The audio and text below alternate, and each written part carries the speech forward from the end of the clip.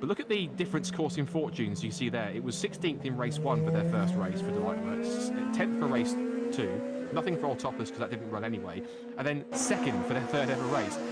It's such a monumental rise considering that this team only existed back in 2024, so it's barely 2 years old. And already they've got themselves a podium finish. It's extraordinary progress, and Matsushita is incredibly thankful for that, and he hopes that they can make more progress going forwards, that they can get more results and expand the team further, possibly into next season. Makino, what's he up to at the moment? He is currently fastest in the first sector, but he's off by a quarter of a second in sector 2. Static comes across the line. There's a 1:38.5 to lay down the benchmark, but here comes Najiri. And the final sector, Matsushita's gone fastest in sector 3. And Najiri hasn't gone better than that. He's actually, Matsushita was 3/10 quicker, so Matsushita really flying at the moment. Costa goes Sasahara, he goes 10th, no, 4th in fact. Sato comes through, goes fastest. Good stuff from Ren Sato, 1:37.994. Makuda Kobayashi to 1:38.1. What about Makino? Can he make it through this time? Been clean and tidy so far. Fastest in sector 1, brings the Dandelion car to the line and goes 2nd quickest, 1:38.051. Better than Najiri. That was a stellar lap indeed, as we have the results here with Ren Sato leading the pack in Group A, the only driver in the 1:37, Tadaski Makino making it into Q2, followed by Tomoki Nojiri, Rikuto Kobayashi with his first Q2 appearance, Senna Sakaguchi in P5, and Sasha Fenestras, after missing out on Q2 yesterday, barely making it in against Kenta Yamashita, as Scott mentioned it earlier.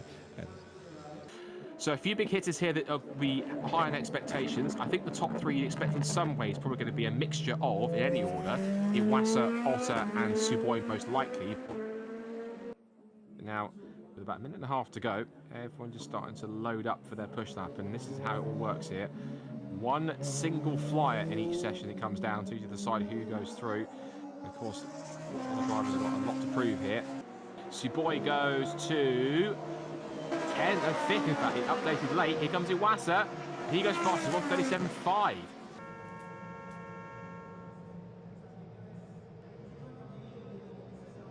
Yumi Iwasa then making it through with a 1:37.501 compared to Kakula Shinoda, just a 86,000th of a second back in 2nd. Igor Fraga 3rd fastest, not far behind either. But it's Yota Nomura, Norei Fukutsumi and Shotsuboi making sure both Tom's cars get into the top 12 for the Q2 shootout. Using Nomura, see what antics he can pull to try and get himself up the order. He was, of course, the surprise 3rd fastest man. Meanwhile, back to our runners in qualifying here. Let's see who set the pace initially. Tomoki Najiri is the fastest man currently, but we haven't seen Iwasa set a first sector just yet. He has completed his outlap before his run, and not as quick as Najiri. He's off by a 10. So far, he's not as quick either as Fraga either. He's at a 26.888, and Makino's quickest of all of them in Sector 1, so he's pushing along. Fukutsumi quickest in Sector 2 so far, but Makino's the one to beat. Lock up there from Najiri into their hairpin. Couldn't quite get the power down. That might compromise them a little bit. Fukutsumi sets the first benchmark, 37.6. That's a great lap from Fukutsumi. That could be possibly quite tough to beat.